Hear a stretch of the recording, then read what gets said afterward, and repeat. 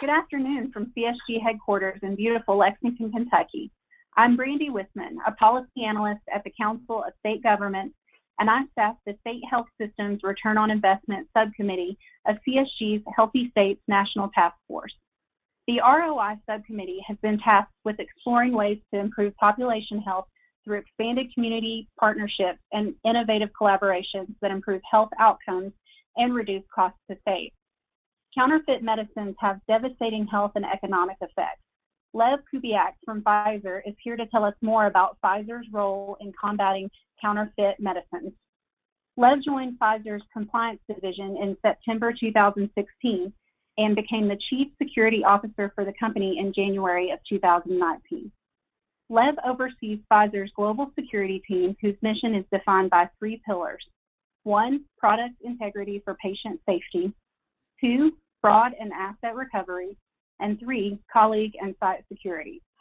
Serving as Pfizer's Center of Excellence for Security, the Global Security Team includes 3 regional teams that provide a holistic approach to product integrity and security needs within their areas of responsibility. Prior to joining Pfizer, Lev served for 23 years in the U.S. Department of Homeland Security. As part of the government's Senior Executive Service in Homeland Security Investigations, Lev directed international operations with over 400 law enforcement personnel operating in 66 offices in 47 countries for 2 years, and directed the National Intellectual Property Rights Coordination Center for 3 years. Good afternoon, Lev. So I think probably to kick things off, first of all, what is counterfeit medication? Hi, Brandy. Thank you very much. Thanks for the time today, and thanks for the introduction. Counterfeit medicines are really simply put, typically substandard or fake imitations of real medicines.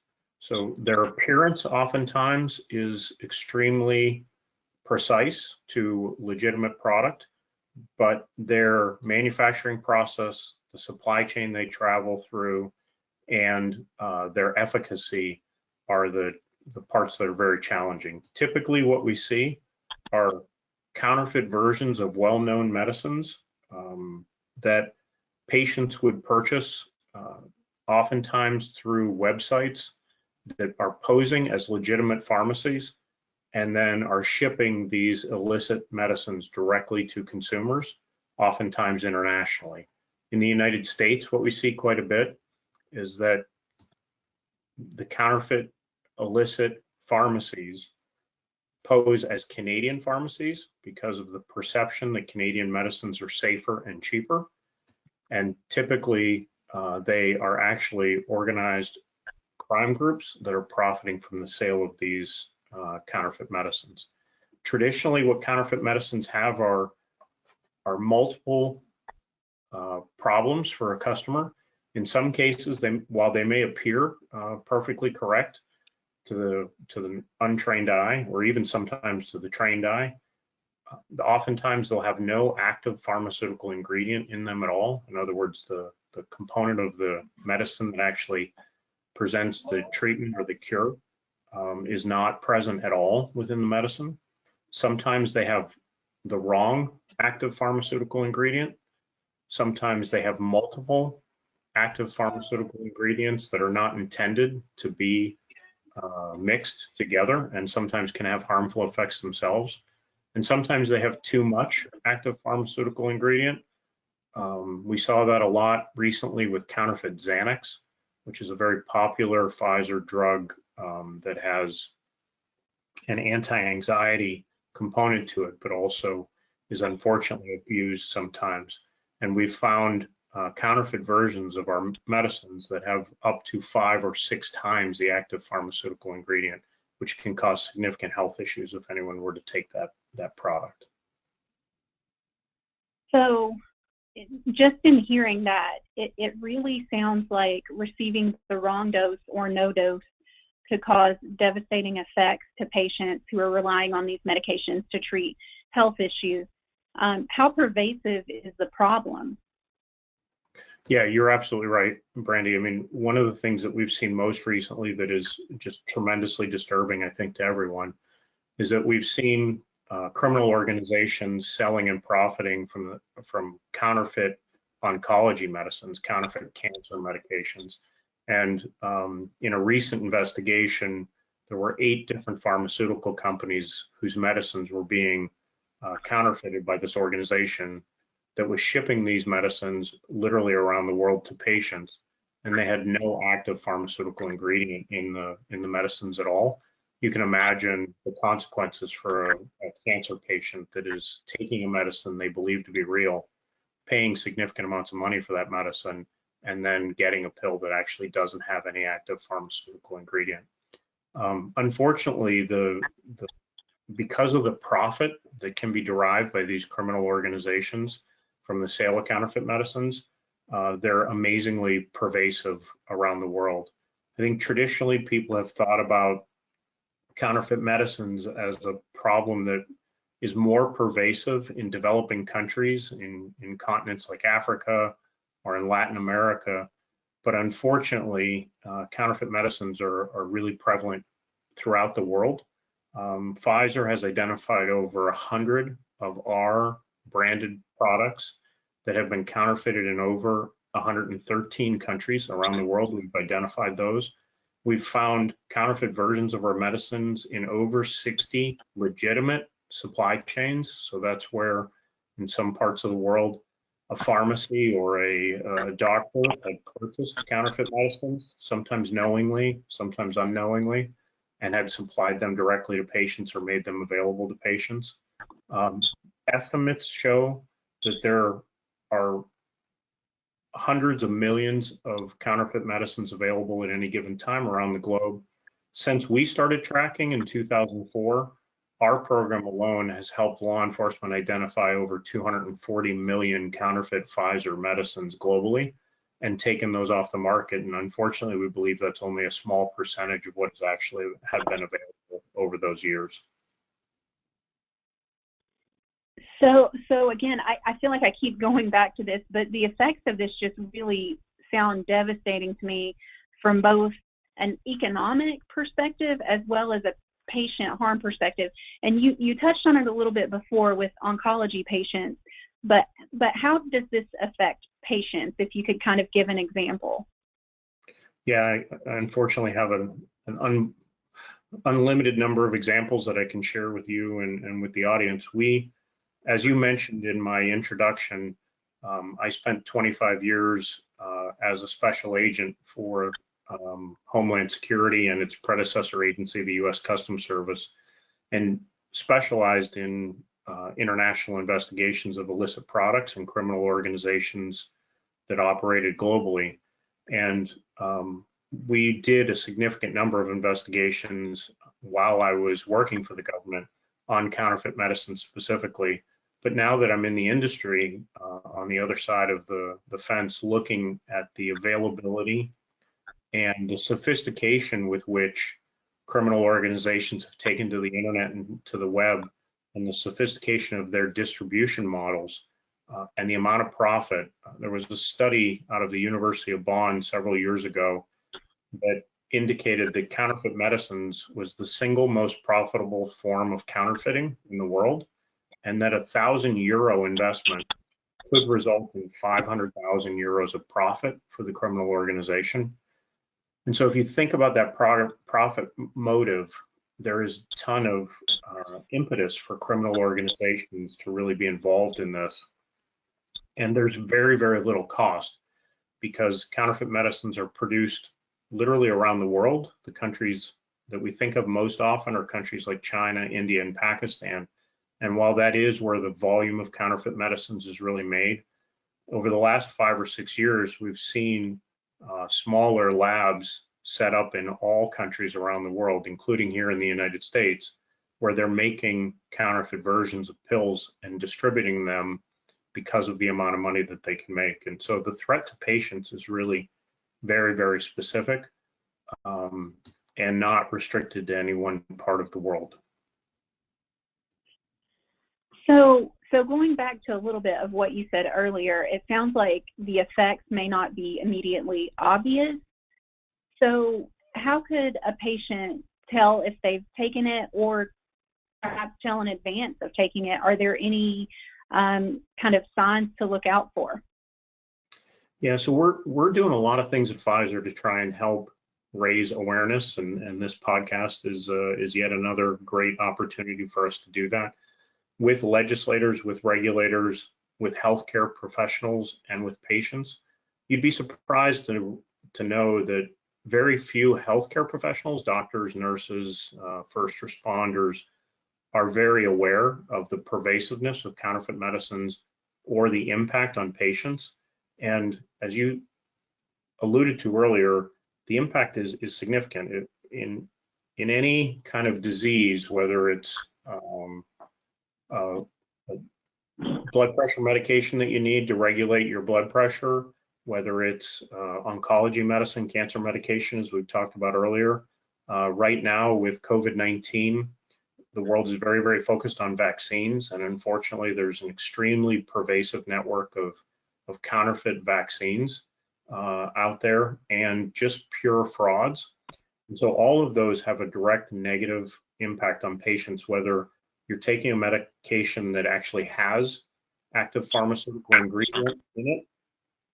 The conditions under which these products are manufactured are definitely not like the pharmaceutical companies that are in the business of making this. We've seen basement production, bathroom production, where people are mixing products in extremely substandard conditions, and contaminants from the space and from the air are regularly found by our analysis in our labs of counterfeit medicines.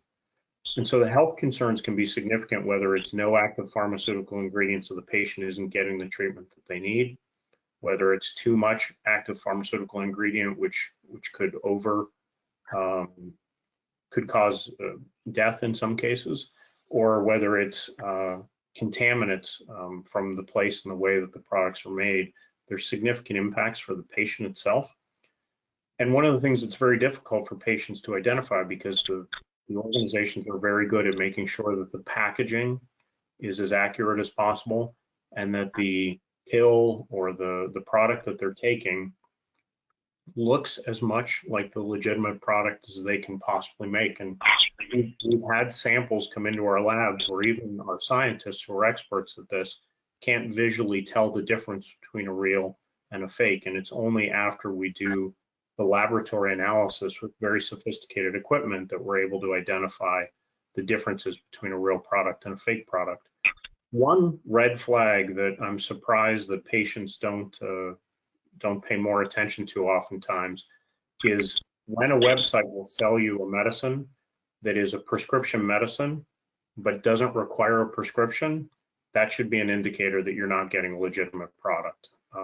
There should be no way for any pharmacy to sell you a legitimate product without a prescription. So that's clearly a red flag.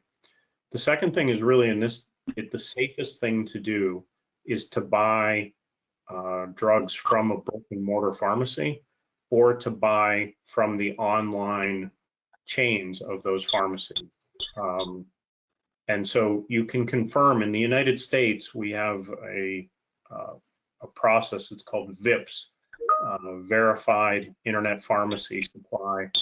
It's VIPPS, and people can log on to that, and it actually lists legitimate pharmaceutical suppliers, like many of the pharmacies and drugstores that you think about in your local neighborhoods, and people can verify through there. But there are other ways to tell. The counterfeiters are not always as sophisticated or as capable, and so sometimes what you see in the packaging is misspellings. Particularly, we see this with products that are made and packaged in China or India or Pakistan, that there may be language that's misspellings on the package, or just language that doesn't make sense when you read carefully the instructions or the directions. Sometimes the color of the medicine, if it's a medicine you take quite regularly, you should look at the consistency of the medicine, the pill, whatever the product is, the color of it. If the color varies, that's oftentimes an indicator. Price, unfortunately, can often be an indicator too. If you're used to buying your medicine and you know what the price should be at a regular pharmacy, but you find it online for 50% or 25% off of what the legitimate prices, usually that's an indicator that something is wrong as well. So it really is like anything else. It's very important for a patient to know the supplier and to know the person they're buying their medicines from, whether that's online or physically through a pharmacy. Thank you. So you've spoken about Pfizer's efforts to educate on this, and you touched on it a little earlier. What are the top 3 things that legislators should know about counterfeit medication? I think number one, it's important for legislators to understand how pervasive counterfeit medicines are throughout the world. It's not a third world or developing country problem. There are significant numbers of counterfeit medicines available in the most developed countries of the world, including the United States. Number two, there is very little awareness of the pervasiveness of counterfeit medicines and drugs. We're very fortunate in the United States that we have one of the most secure pharmaceutical supply chains in the world, which is extremely heavily regulated by the FDA and other government agencies. And so when it's very, very unusual that counterfeit medicines in the United States make it into legitimate pharmacies and into the legitimate pharmaceutical supply chain. But one thing that really is, there's a lot of discussion right now among many states about sourcing medicines from international vendors, and it's critically important that we make sure, as we consider those opportunities, that people not purchase medicines from people that are not legitimate and verified suppliers. I'll give you 2 very critical examples. We often see people traveling to Mexico.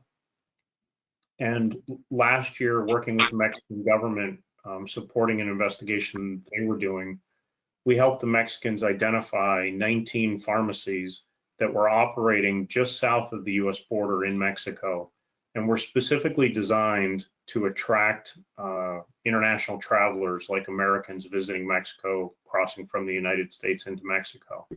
And they were selling counterfeit medicines specifically to tourists through the pharmacies themselves. And so what appeared to be a deal for American travelers to go to Mexico to purchase medicines at cheaper prices significantly jeopardized people.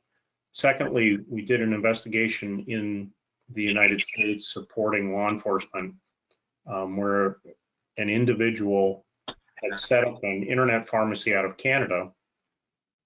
And I don't know for sure, but he was a pharmacist, and at least according to his website, it did appear that his original intentions was to source legitimate medicines through his pharmacy. But his supply was quickly outstripped by the demand for Canadian medicines.